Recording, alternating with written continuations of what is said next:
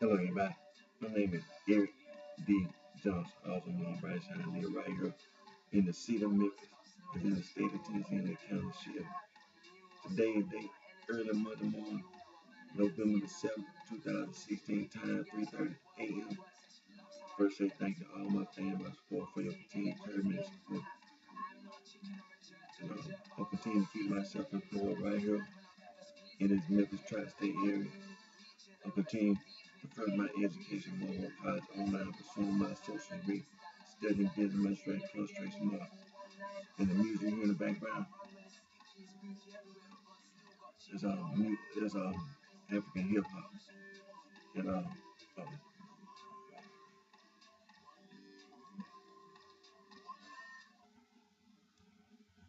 for today's video, we're gonna continue talking about African traditional religion. African traditional religion is being taught in institutions of higher learning, meaning college, university, in sub-Saharan Africa. You can earn a bachelor's degree, master's degree, PhD in African traditional religion. And where sub-Saharan Africa, well, we like to look at a map.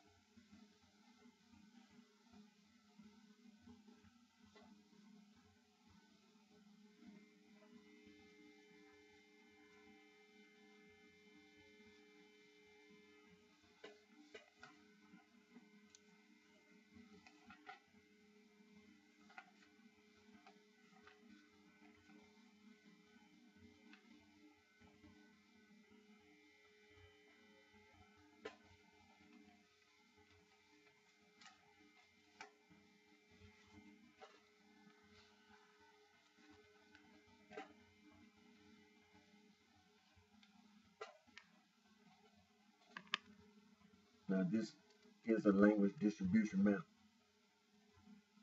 It shows you all the groups of people that live on the continent of Africa. It shows you the language that they speak and where they're located. Now that blue color, that's the Afro-Asiatic. The yellow color, that's the Nilo-Saharan. The dark orange color, that's the Niger-Congo A. And the blue color, and the light orange color, that's the Niger-Congo B, Bantu.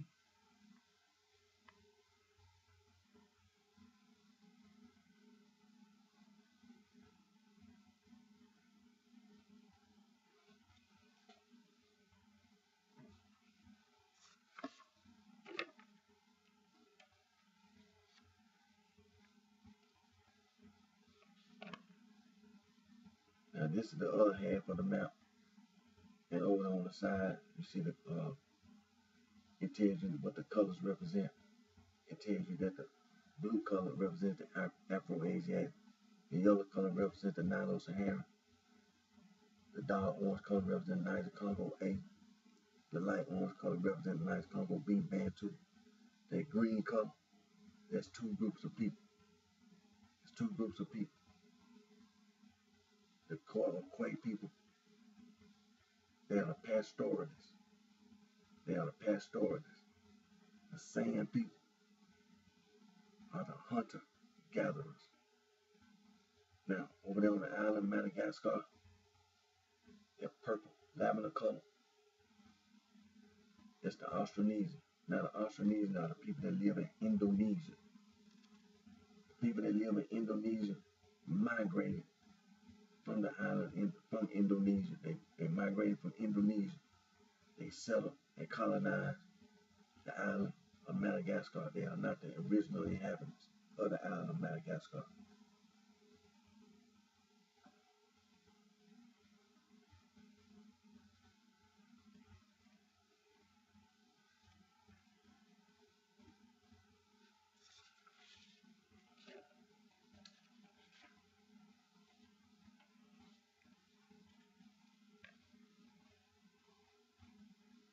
Now, this is a Niger-Congo language map.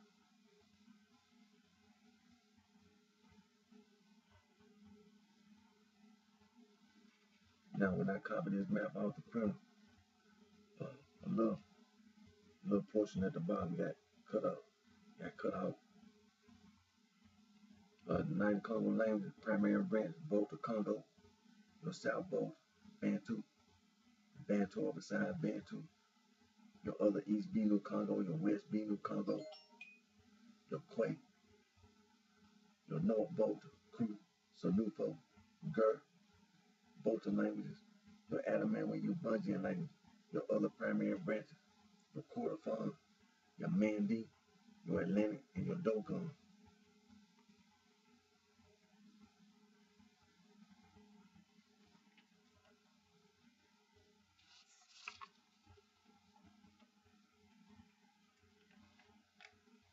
Now, this is another Niger-Congo language distribution map.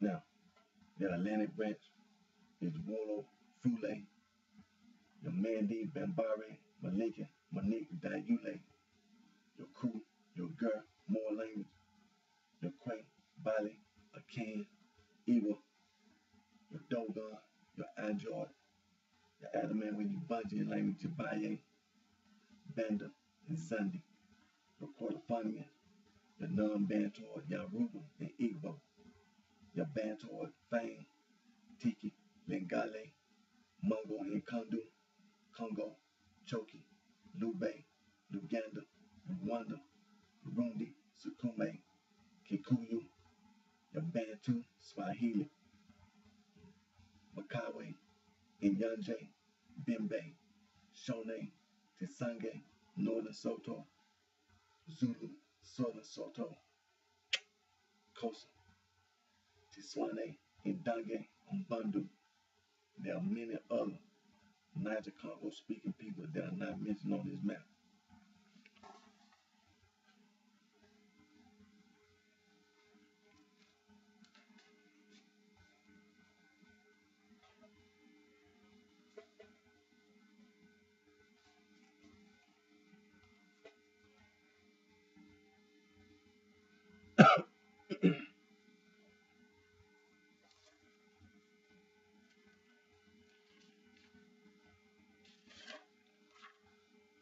Before we get to our reading, we're gonna continue to stress the importance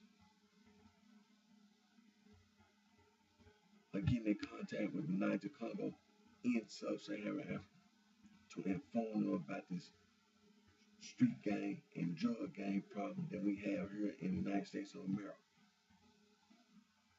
And in Chicago, Illinois, we have a street gang and drug gang problem. In Los Angeles, California, we have a street gang and drug gang problem.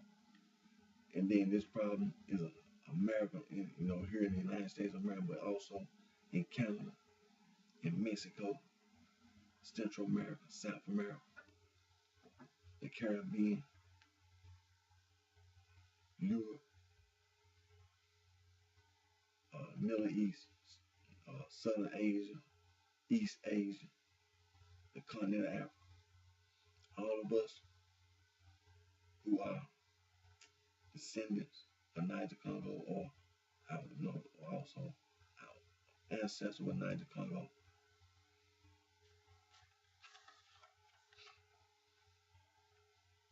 And we're not living on the mainland, continent of Africa. For the reason the East African slave trade, or is referred to the Arab slave trade, the West African slave trade, or is referred to as the transatlantic slave trade. And we have a serious problem, the street gang and the drug gang. Now, we'll take a few minutes because we're going to get to our read. We're going to read today.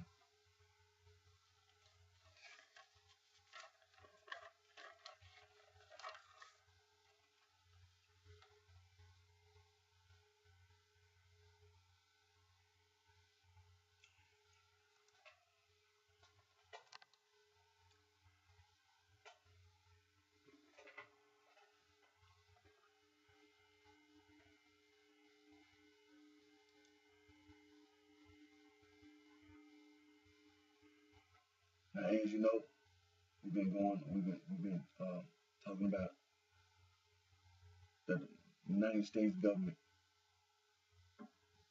federal, state, and local.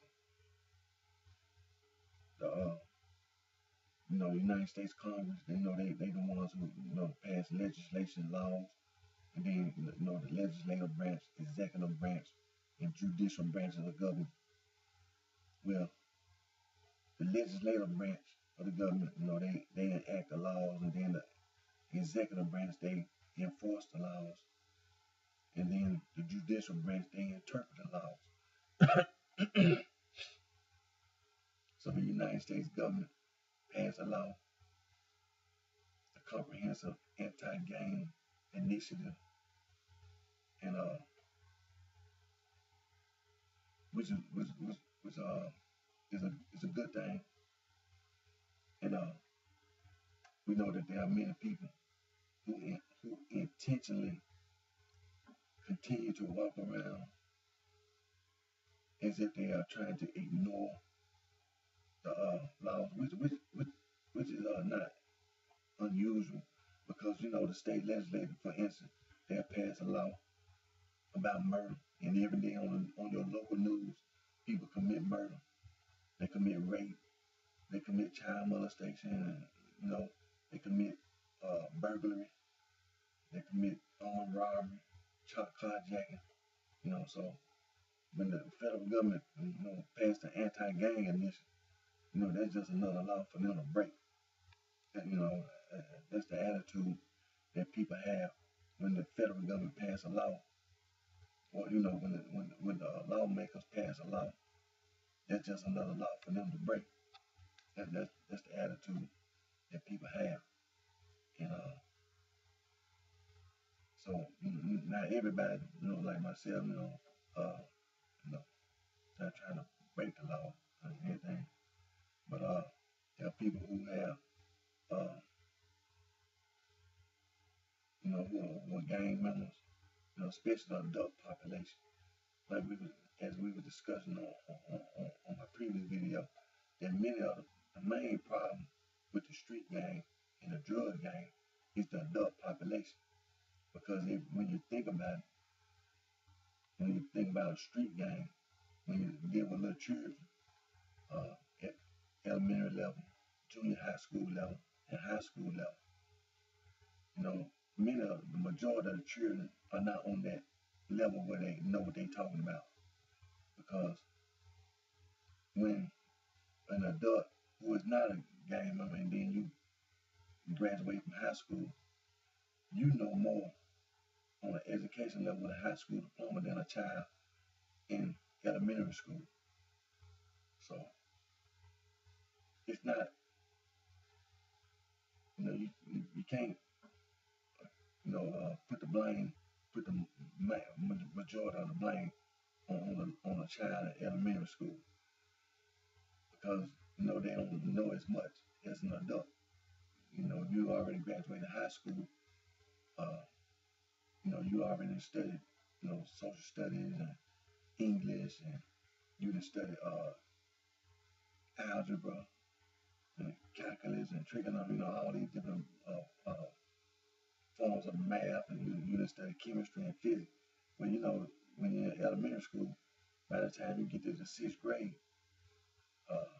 some of them subjects, on the sixth grade level. So, a child in the sixth grade, and you can just look at elementary school, you can have a child in the sixth grade, and you can have a child in kindergarten. When you talk about a street gang and a drug gang, the child in the sixth grade is a little more advanced than a child in kindergarten. So we know that we have a problem with the street gang and the drug gang, because the adult population, mainly those who have graduated high school, those who have gone on to college, and they joined in with the sorority and fraternity. Many of them individuals are gang members. They support the street gang, the drug gang, and they try to influence the youth And not only do they try to influence the youth, but they also try to influence the adult population that didn't go to college. Some of the people in the United States military have been influenced by people like officers who have gone on to college and to universities and earned their degrees, but they were members of these sororities and these fraternities. And when they uh, when they became members of the sorority fraternity, they support the gang lifestyle. And so when the United States government enact a law saying the anti-gang initiative, where these individuals will have a negative disposition and they want to break the law. They want to be, they want to undermine the government. You understand? And so these are the individuals that are the problem, the main problem. See, this is what we was talking about yesterday about when you deal with the youth and and addressing this gang problem and the drug problem, and when you deal with the adult population.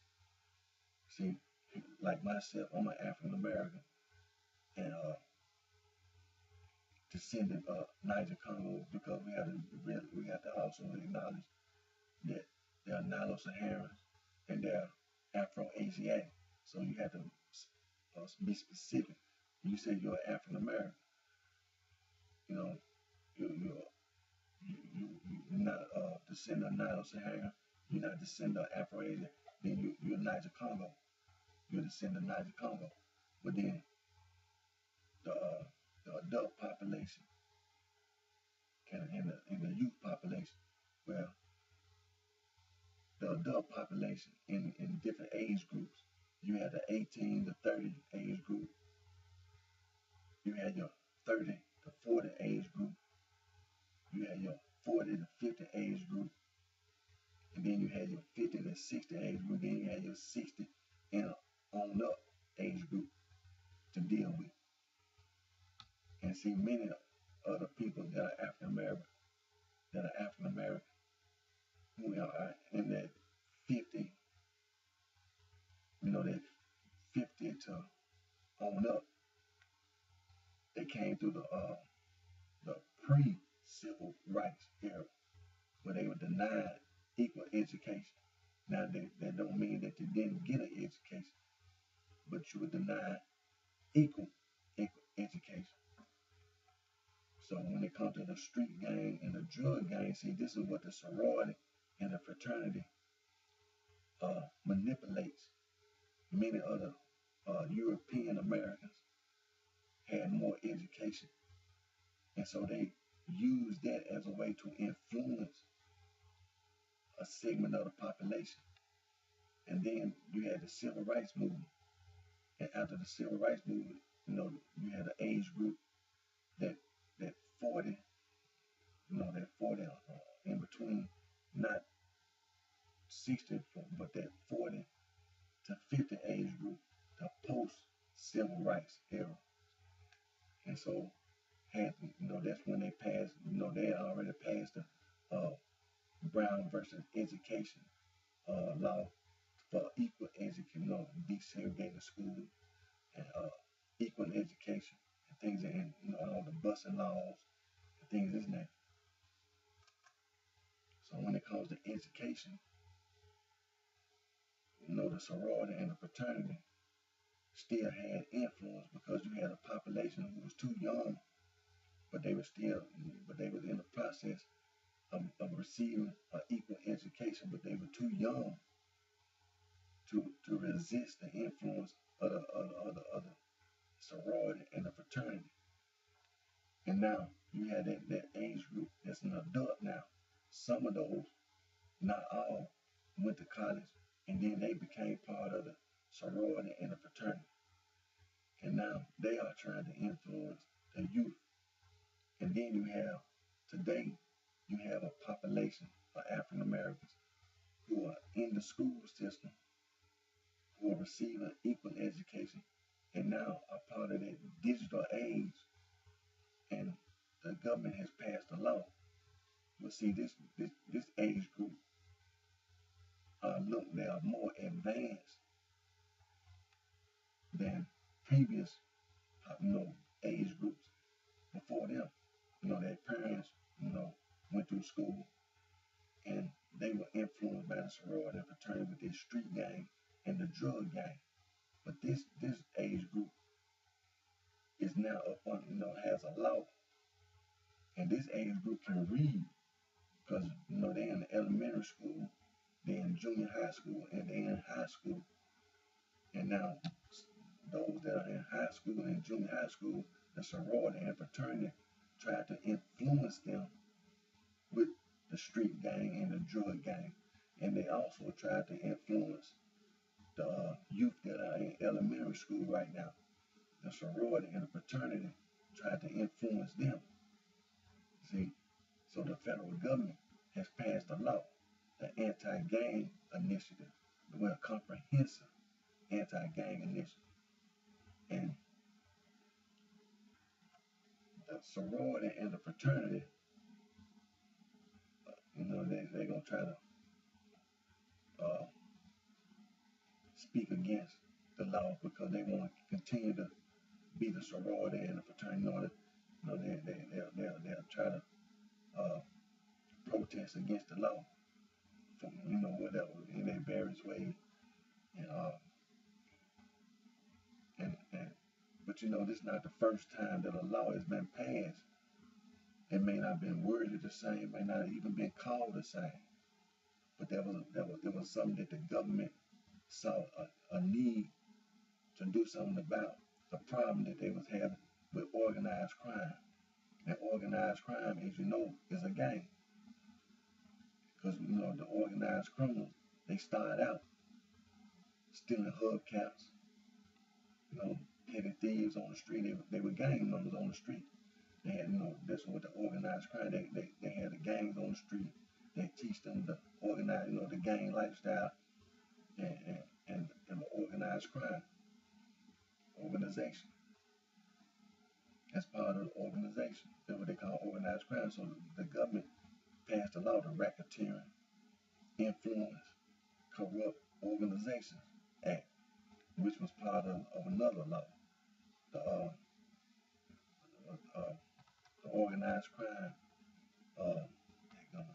I didn't write it, but the organized crime act. But what it was, excuse me, it's a response by the government to deal with a crime problem. And this is what the sorority and the fraternity try to influence the youth. See, the youth, they being influenced by the adults. The adults are the main problem with the street gang and the drug problem. It's the adult population. It's the sorority and the fraternity. And it's the adult population that's not members of the sorority or the fraternity, but they influenced by the sorority and fraternity. Because those who did not go to college, they depend on the sorority and the fraternity to provide them with the educational information that when individuals speak against the street gang and the drug gang, for instance, just like I intentionally brought up an argument. And what does it mean to argue? But see, I intentionally did that. I was intentionally doing that because I knew the sorority and fraternity was walking around.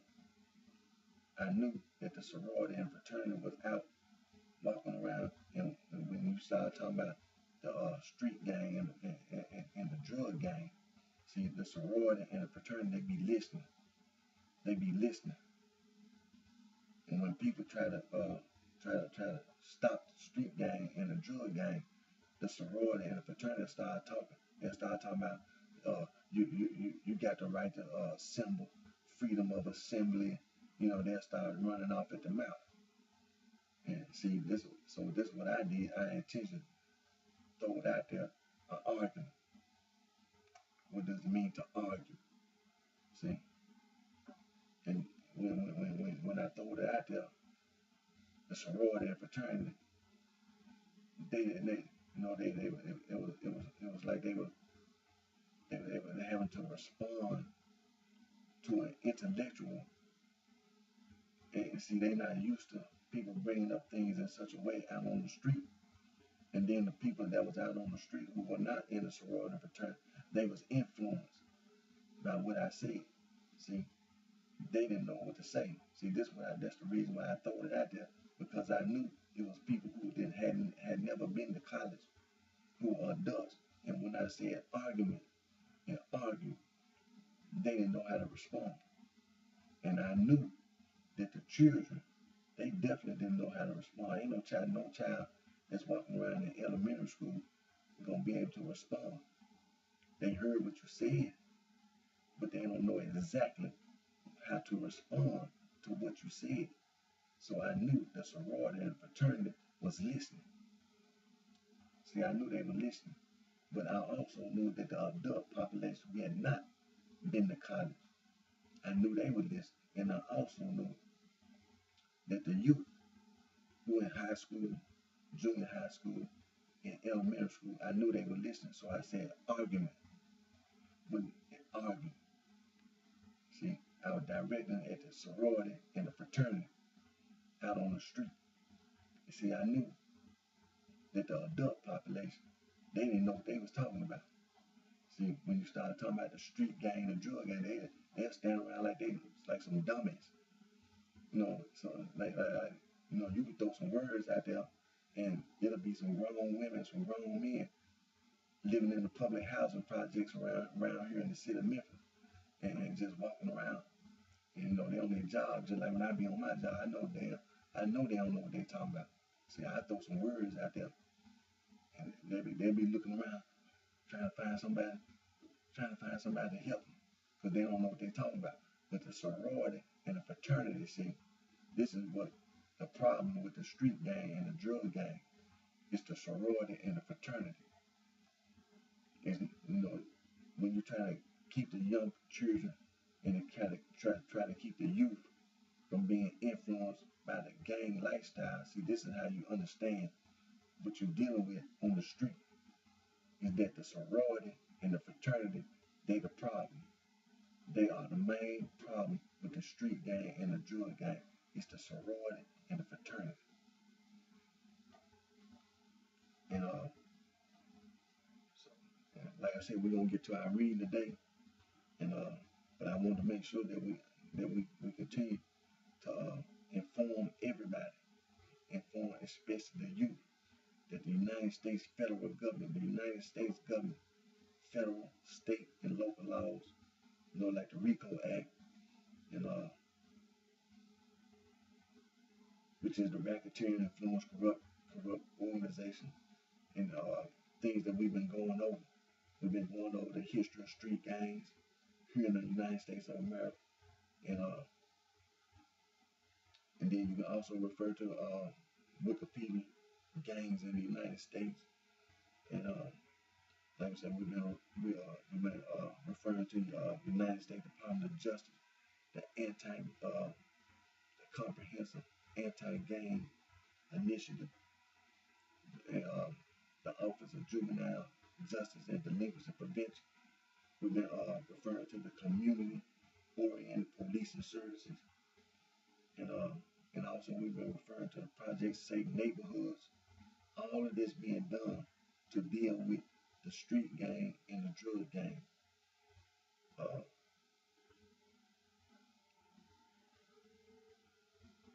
We've been dealing with the anti-gang strategies through the National Institute of Justice, which was talking about prevention, intervention, assessment, and suppression. We've been dealing with we also been addressing this issue with the sorority and the fraternity, hazing. We've been addressing the hazing issue because that's what the street gang and the drug gang is influenced by the sorority and the fraternity, the hazing. And it's, federal government, state government, and local government deal with hazing. They were passing anti-hazing laws. We went on the website, uh, hazingprevention.org, where it showed all the states in the United States of America. It showed all the states where the state government has passed anti-hazing laws. And we've been addressing this issue, and we've been going over the definitions of the word gang. We can refer to Wikipedia. We know that the young people in high school, junior high school, and in elementary school, they can go to Wikipedia and they can look the word gang up. They can look at the definition of the word gang. They know that the word gang, the etymology, the history, the origin of the word, and we know that a gang is a criminal organization and a bunch of criminals. And when you look at the history of the word, it's an old English word, and also the Germanic language, and we look up the word mob and all that mob and mobster and gang, gangster, and we look up the word thug. We know that that's an Indian word. It's an Indian word. It's talking about a group of criminals who committing crimes against a religious group in India.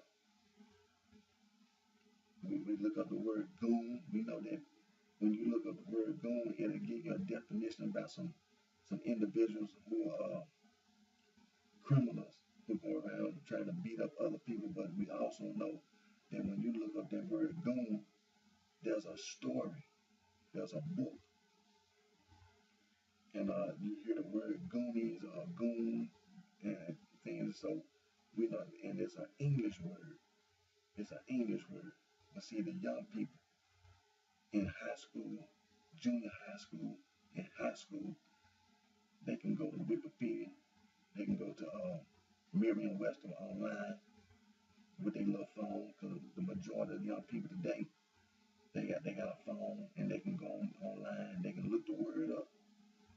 And see, this is what the problem is going to become, is that the young people, they looking up these words, but they also know that the federal government and the state government and the local government have passed anti-gang laws, anti-hazing laws, violence prevention.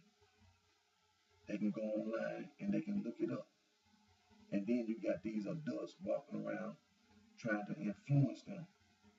And see, this is what's causing the problem. It's not the young people that want to be in a gang. See, you can't accuse a young child of wanting to be a gang member when you have all these grown women and grown men trying to influence first in their family, in their neighborhood, at the house of worship, in school, when you have a school teacher in the classroom, a member of a sorority or a fraternity, a school counselor, the vice principal, and faculty went to college, joined a sorority and a fraternity, and now they're up in the school trying to influence the young children to be gang members. See, so you can't accuse the children of wanting to be a gang member. What they want is you to do something about these grown women and these grown men who are trying to influence them to be gang members. See, because the problem is the sorority and the fraternity. They are the problem. That's the problem with the street gang and the drug gang, the sorority and the fraternity. And the Center for Disease Control and Prevention, and Injury Prevention and Control, and Violence Prevention, and the Office of Justice Program, the National Institute of Justice, the changing course, preventing youth from joining gangs, and then we have, the federal government had the National Gang Intelligence Center, and the organized crime and gang section. See, the federal government is doing all this, and see the young people, they got their phone and they got a computer at home, and they can go online and they can investigate all this information. And when they investigate all this information, they're gonna be looking at these grown women and grown men in their family, in their community, in their neighborhood, in their community, at their house of worship. See what I'm saying?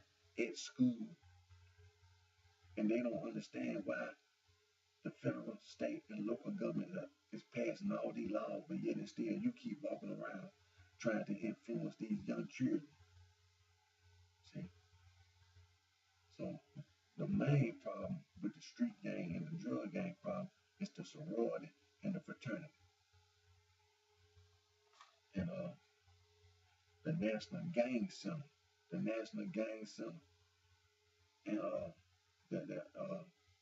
and when they had the video, and they had the parents' guide to preventing gangs, and they had the video why youth join gangs, and the National Gang Center also have the compilation of state laws against gangs, and that also includes the municipalities about the laws and things in there. So we've been going over all this, and we're gonna continue to go over all this information because the sorority and the fraternity are trying to undermine the government. That's what we have. That's what we are trying to deal with. The sorority and the fraternity. They are the main problem with the street gang and the drug gang.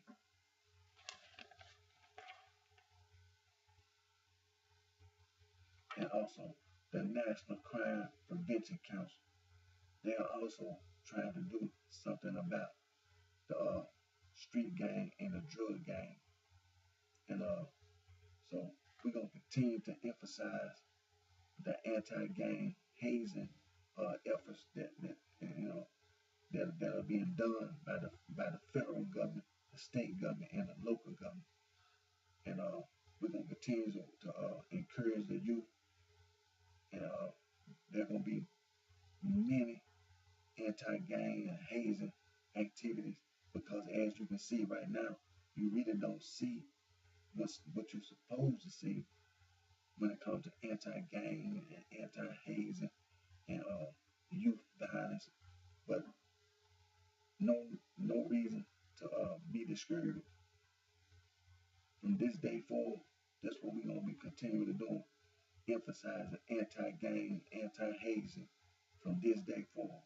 And it's gonna be lots of activities. So, and we're gonna get to our reading now.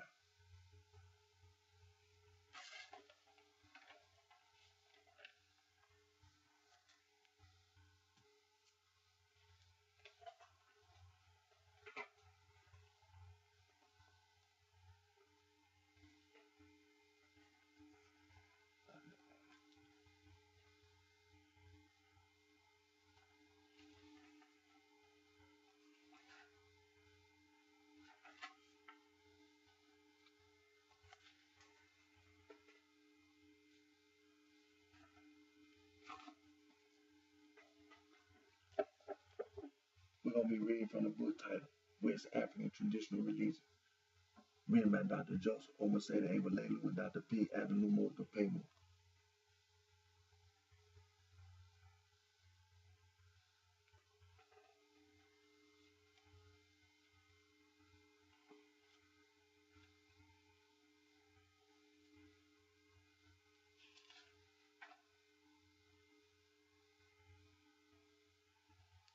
And we're reading from chapter 7, God and the Society.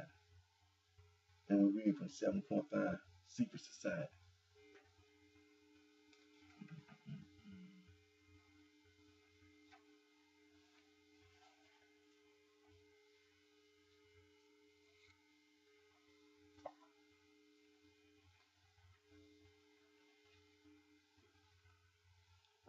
We're reading from B, Category and Functions of Secret Society. There are certain secret societies that have religious background. These are basically of religious inspiration and the worship of a divinity or spirit is common to them. More often than not, they are concerned with the cult of the dead, and they feature prominently at funeral and memorial ceremonies. They canalize and embody supernatural power. In these secret societies, we have officials who have specific functions. The order of these officials is highly graded, and before a member can rise to the highest rank, he should have demonstrated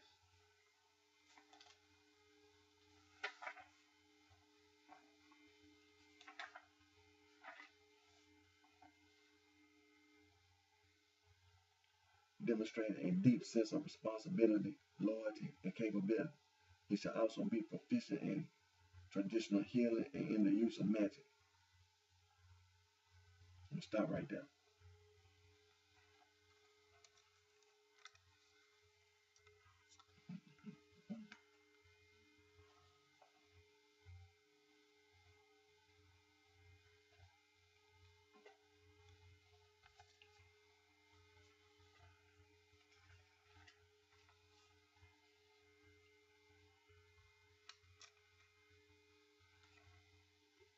And we just got to read from B, category and functions of secret societies.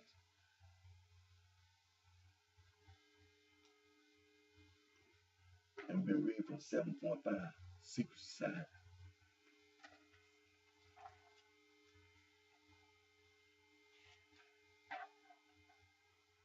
And we just read from chapter 7, God and the Society.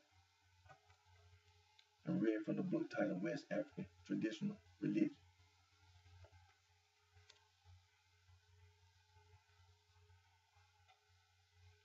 Written by Dr. Joseph Omasede, related with Dr. P. Adenumo Dopemo.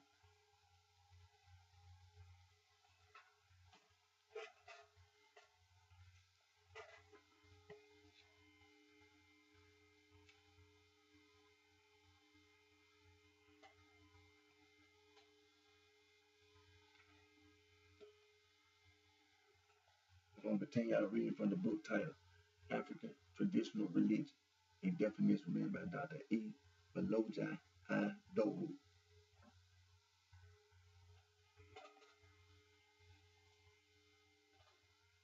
We read from chapter number 5, the structure of African traditional religion. And we read from number 5, the practice of magic and medicine.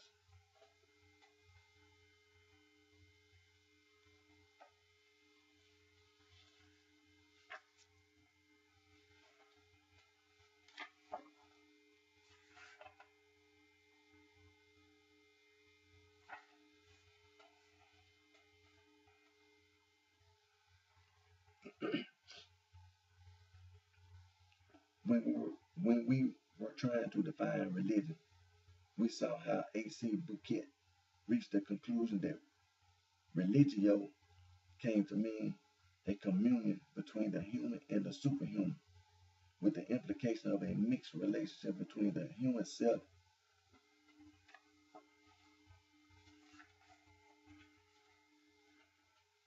and some non-human entity, which may be variously designated.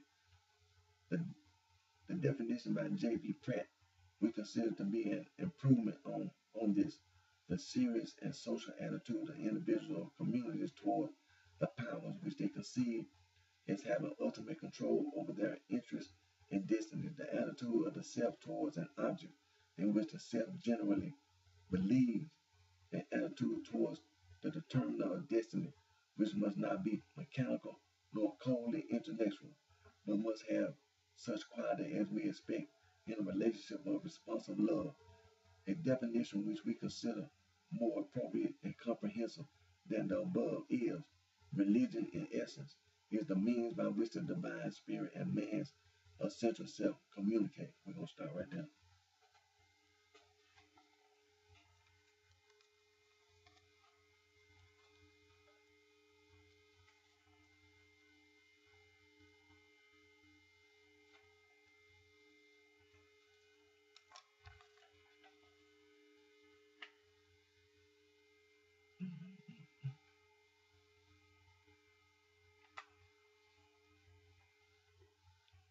And we've been reading from chapter 5, the practice of magic and medicine.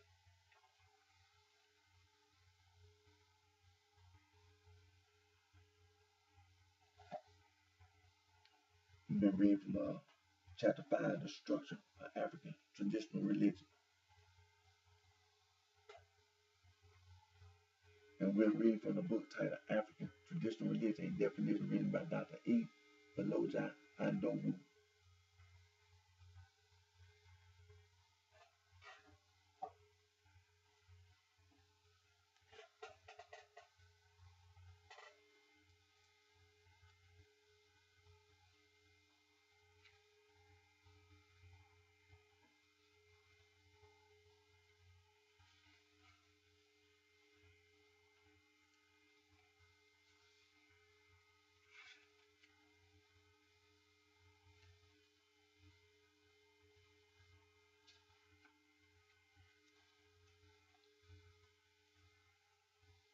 We're going to continue our reading from the book titled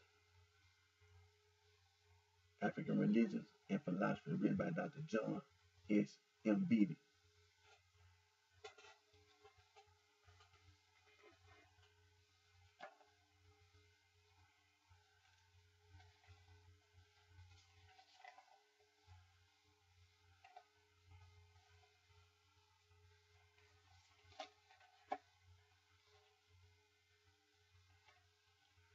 Reading from chapter 6, God and Nature. Reading from B, God, Animals, and Plants.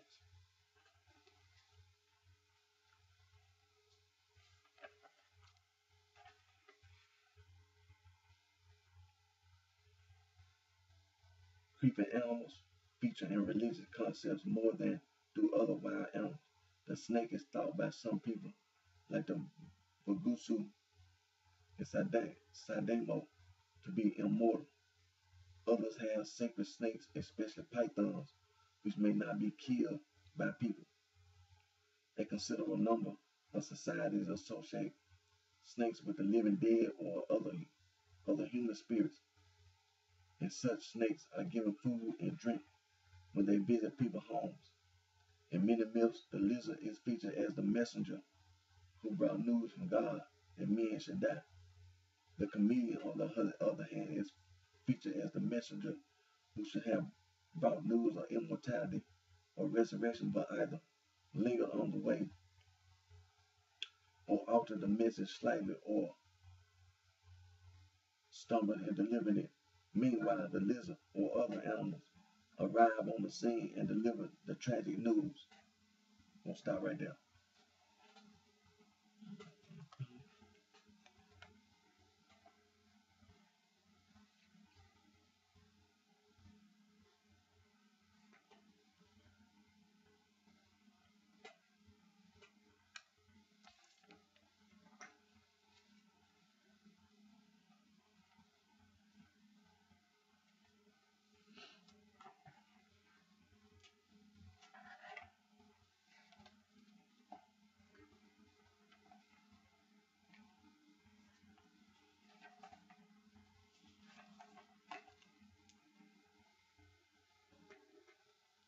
And we just got to read from B, God, Animals, and Plants, and read from chapter 6, God and Nature. And we read from the book titled African Religions and Philosophy, written by Dr. John S. M. Beatty.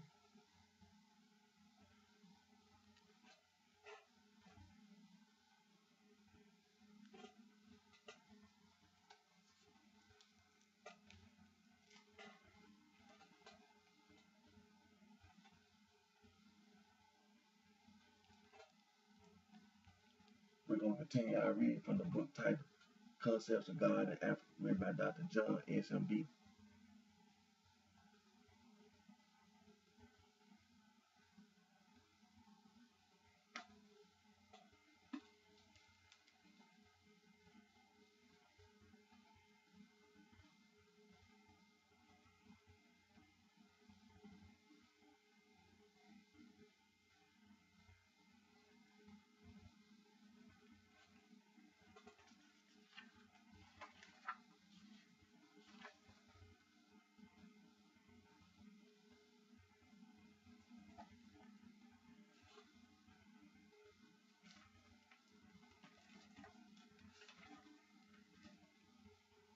read from Part 4, God and Man.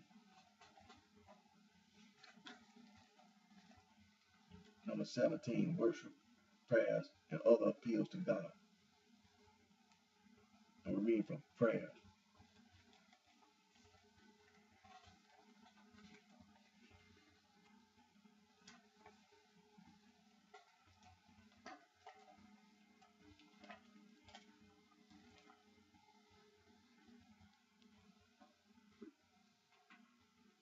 Every morning,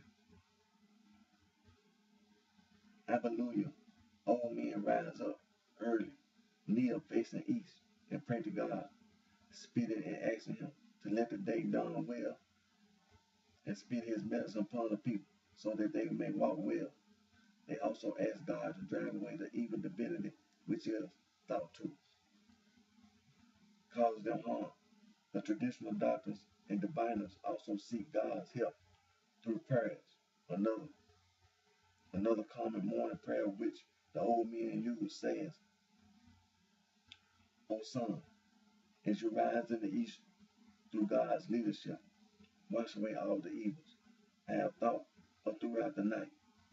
Bless me so that my enemies will not kill me and my family. Guide me through hard work, O God. Give me mercy upon our children who are suffering. Bring riches today as the sun rises. Bring all fortunes to me today. We'll stop right there.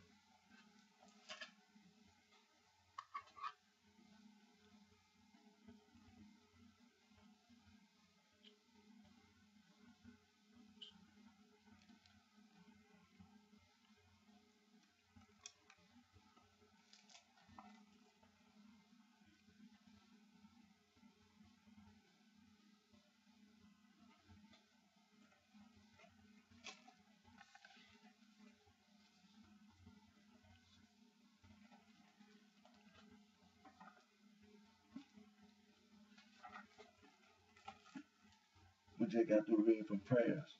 Number 17, worship, prayers, and other appeals to God.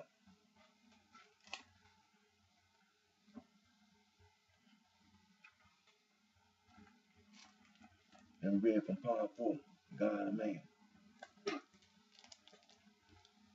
And we read from the book titled Concepts of God in Africa, read by Dr. John S. M.B.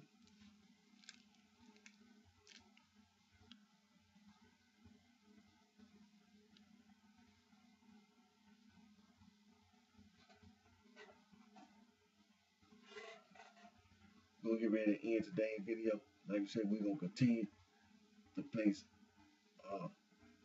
emphasis on the anti-gang, anti-hazing efforts that are being done by the federal government here in the United States of America, and also extends to around the world, because like we always know, the United States of America has allies and has treaties and with various nations around, and belong to all these different organizations, like the organization, what they call American states, have treaties with Canada, has treaties with Mexico, belong to the North Atlantic Treaty Organization. What's that? Southeast, over there in South Korea. We got troops over there in South Korea. We got troops over in Japan. You know, we have all type of economic agreements with countries around the world, including in Africa. We got all kind of military and economic agreements with countries in sub-Saharan Africa, as well as in North Africa. And so when we talk about the anti-gang initiative, and when we talk about the RICO Act, when we talk about when they passed prohibition, when we talk about the Civil Rights Bill, when we talk about the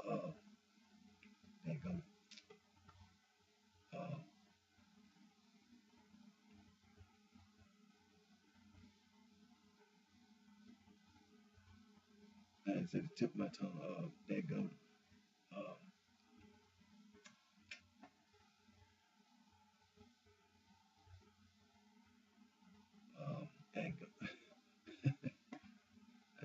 matter of fact, just got through studying in my human resource guy. But the point is this: the United States government passed all kind of laws, and these laws do not just affect us here in America, but it also affects people around the world. Just like when we pass laws dealing with business. You know, the business people here in America, they do business with people all around the world. So the laws have to be written so that the people in other countries' rights will be protected. And so that's the reason why it's so important about this anti-gang and initiative, because it affects people in other countries as well. Because we have to deal with people leaving other countries, then they come here to America. They get, they be affected. They can be affected by the gangs here because of what the street gang, the drug gang do here in America. But they also can come here to America and commit crimes.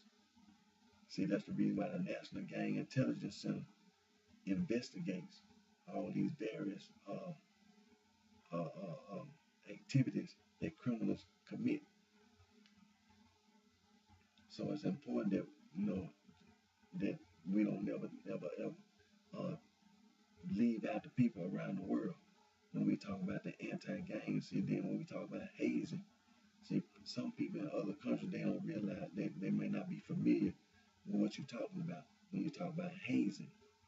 So when we keep talking about it, then they become more familiar. Then they'll put hazing and the gang and the sorority and the fraternity together. Then they'll understand what it is that you're talking about.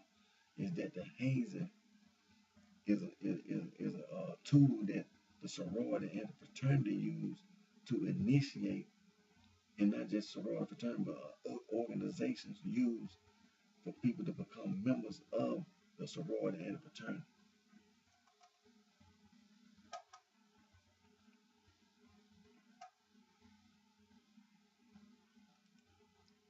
And when they become members, see, this is what the street gang and the drug gang do.